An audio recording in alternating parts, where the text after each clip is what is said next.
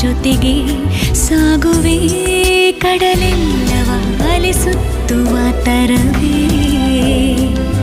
ನಿನ್ನ ಸೇರುವೆ ನನ್ನೋಲವೇ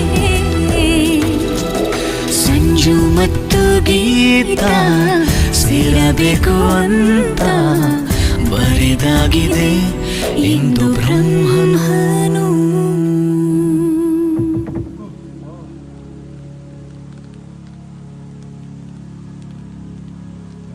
ಮಳೆ